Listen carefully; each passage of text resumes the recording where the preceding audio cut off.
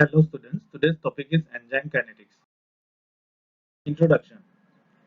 Classical protein chemistry and modern methods of site-directed mutagenesis permit enzymologists to examine the role of individual amino acids in enzyme structure and action. However, the oldest and most important approach is to determine the rate of a reaction and how it changes in response to changes in experimental parameters, a discipline known as enzyme kinetics. The ES or enzyme substrate complex is the key to understanding of this kinetic behavior. The enzyme first combines reversibly with its substrate to form an enzyme substrate complex in a relatively fast reversible step. So this is the reaction E plus S equals to ES. The ES complex then breaks down in a slower second step to yield the free enzyme and the reaction product. So this is the second step, where K1, K-1, K2 and K-2 represent the rate constant of the respective reactions.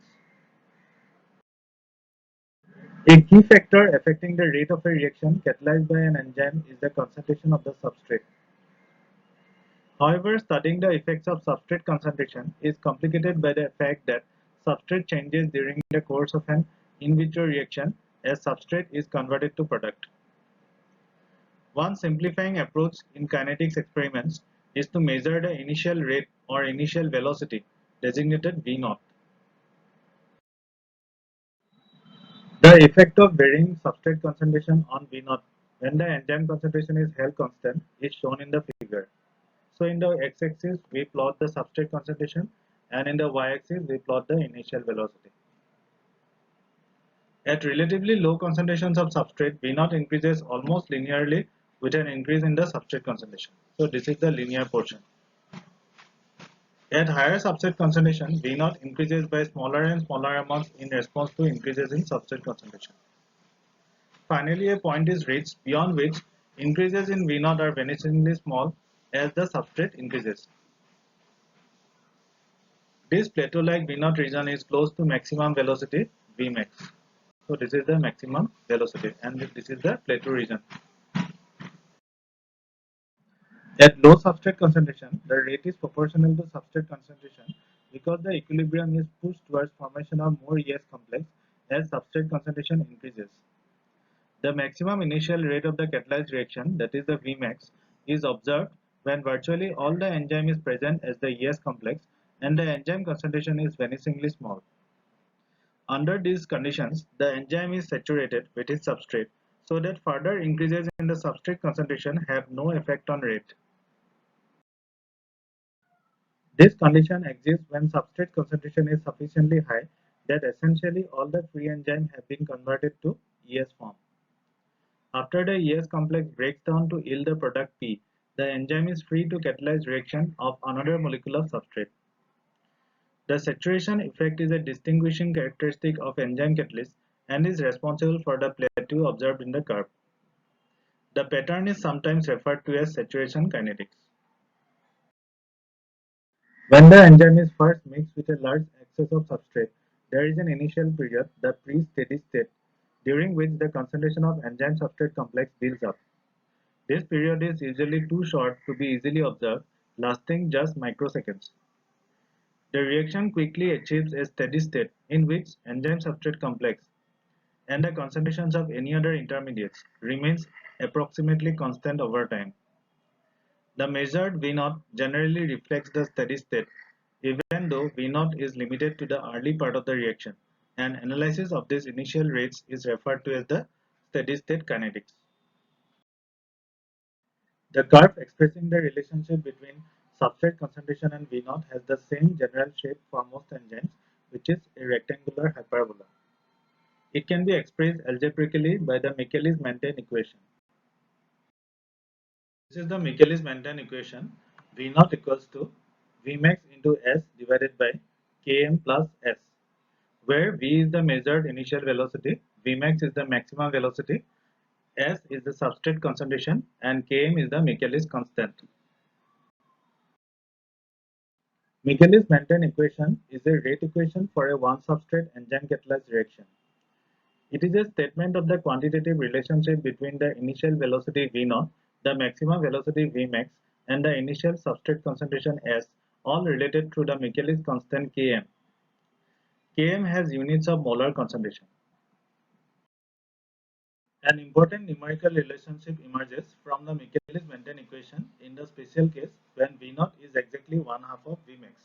So if V0 equals to half Vmax, if we put the value of V0 in the Michaelis-Menten equation, we'll get Vmax by 2 equals to Vmax into S by Km plus S.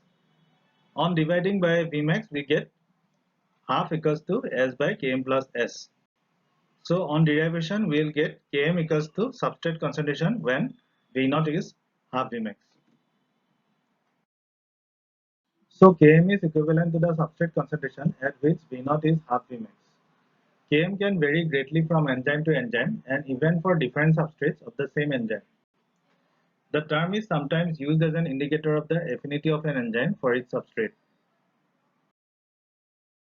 Km as a measure of affinity. The affinity of an enzyme for its substrate is the inverse of the dissociation constant Kd for dissociation of the enzyme substrate complex Es. So in this reaction, E plus S equals to Es equals to E plus P. The rate constants are K1, K minus 1 and K2. Kd is equal to K minus 1 by K1.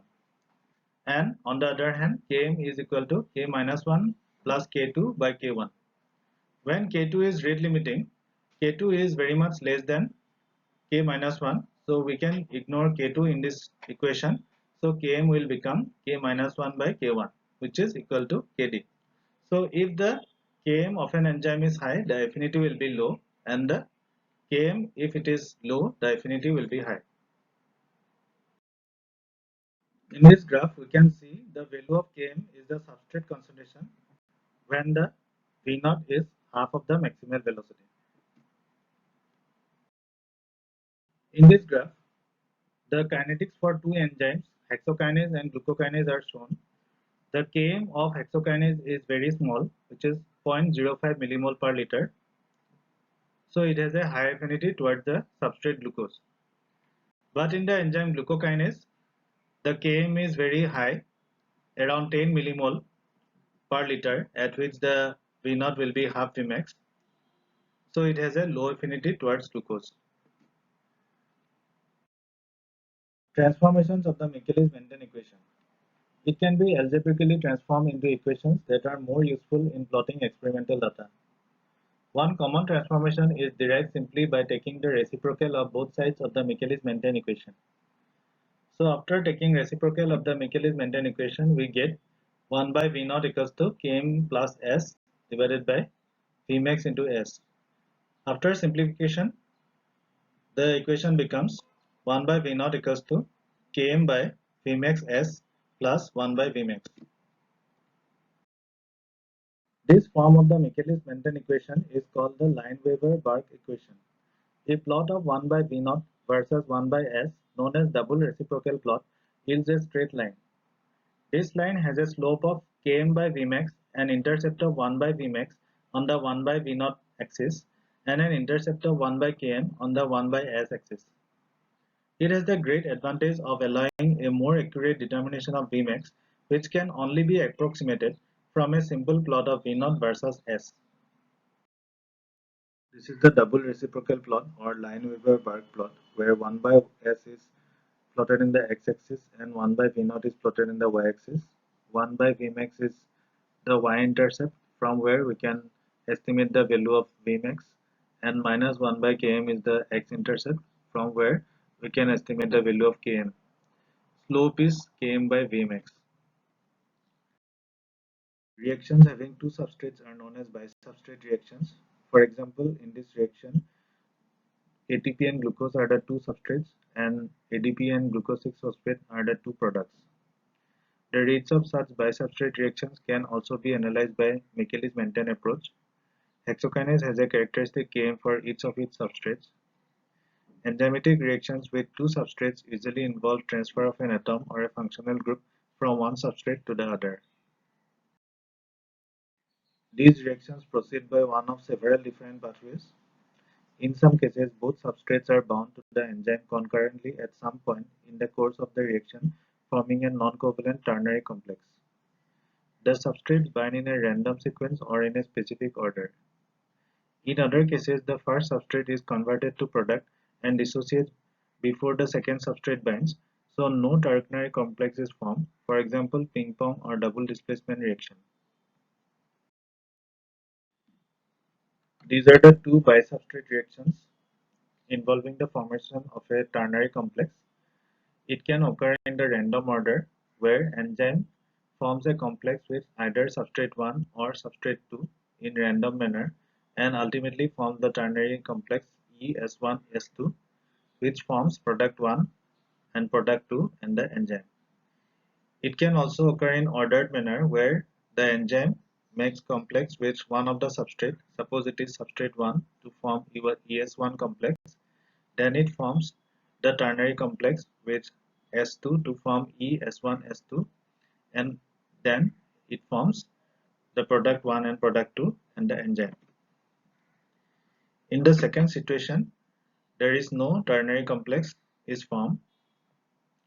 Here, enzyme will form complex with substrate 1 to form ES1.